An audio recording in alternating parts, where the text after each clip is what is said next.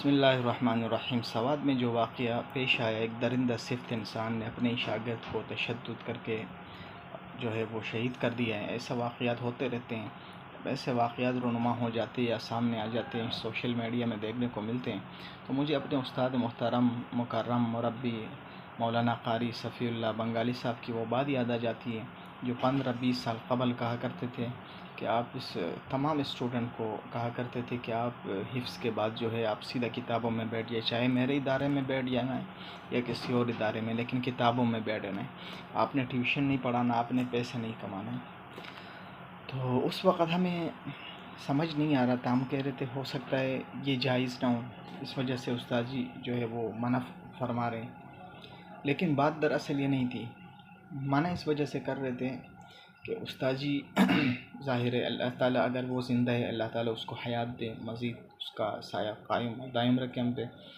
اور اگر فوت ہو چکے اللہ تعالیٰ اس کی مغفرت فرمائے۔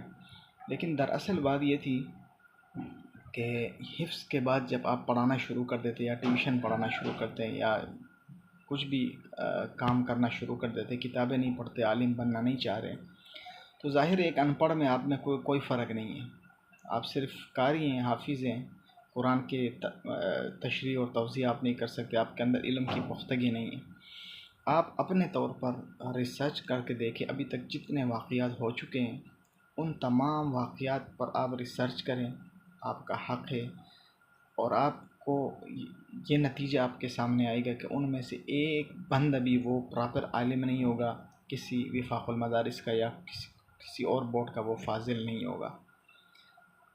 تو رزلٹ آپ کے سامنے ہیں۔ جب ایک بندہ حفظ کے بعد کتابوں میں نہیں بیٹھتا، پڑھانا شروع کرتے، وہ تو ان پڑھ بند ہے، اس سے کوئی بھی غلط سرزد ہو سکتی ہے،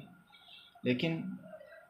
الحمدللہ وفاق المدارس عربیہ پاکستان کا، ان کے علماء کرام کا سر ہمیشہ فخر سے بلند رہا ہے، اور مخالف لوگ بھی ہیں ظاہر ہے، وہ مدارس کو، مساجد کو، علماء کرام کو،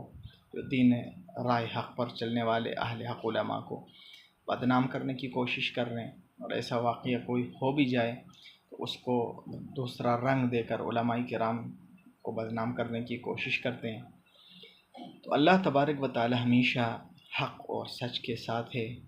آپ یہ بھی جائزہ کر کے دیکھ سکتے ہیں کہ پنجاب میں اور لاہور میں 8 سے 10 بورڈ میں، اسکول کے بورڈ کے اندر جو ہے وہ مدارس کے طلباء نے میٹرک کے امتحانات میں بھی ٹاپ کی، حالانکہ وہ ان کا اصل مقصد دینی علم ہے۔ میٹرک کو تو وہ پارٹ ٹائم میں تھوڑا بہت اسٹڈی کرتے ہیں،